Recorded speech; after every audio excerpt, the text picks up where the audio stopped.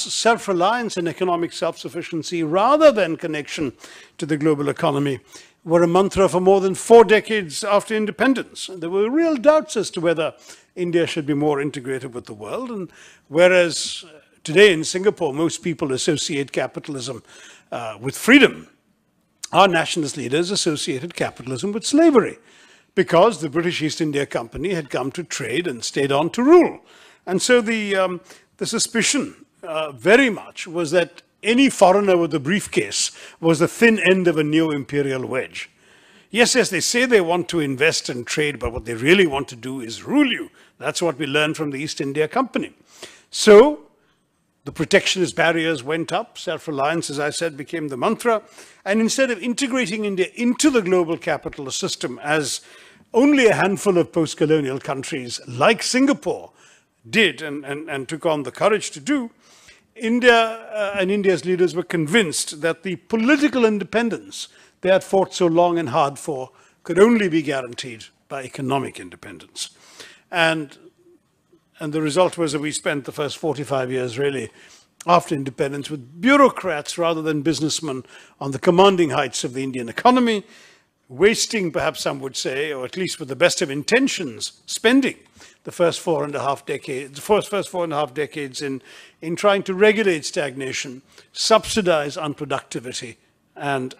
distribute poverty, which only goes to prove that one of the lessons you can learn from history is that history can sometimes teach you the wrong lessons. Now, I say this because it's important to understand the extent of the paradigm shift that was needed for a country like India to give up the cherished assumptions of its independence movement and chart a new course. It took a world-class financial crisis in 1991 to prompt India to make that change, with our then finance minister, subsequently prime minister, Manmohan Singh, saying memorably to Parliament, paraphrasing Victor Hugo,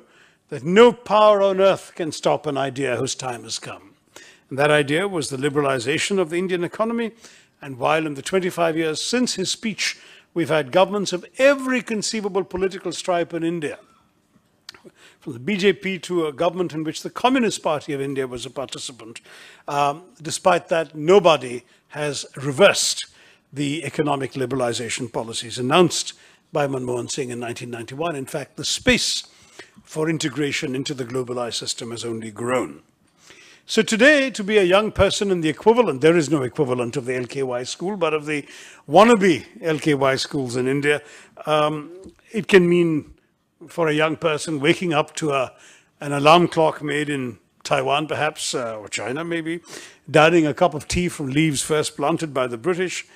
donning jeans designed in America and taking a Japanese scooter or a Korean car to get to an Indian corporate office or get to a university like this, where your official reports may be printed or your textbooks might be printed with German-invented technology on paper first pulped in Sweden. You might call your friends on a Finnish mobile phone if you're still stuck with a Nokia, if your parents haven't been too generous, or a Chinese one, as more and more is happening, to invite them to an Italian pizza, or even what you think of as an Indian meal, featuring naan that came to us from Persia, tandoori chicken taught to us by rulers who originated in Uzbekistan, and aloo and hari mirch, or potatoes and green chilies, that first came to India only 400 years ago from Latin America. And of course, the most nationalistic thing of all is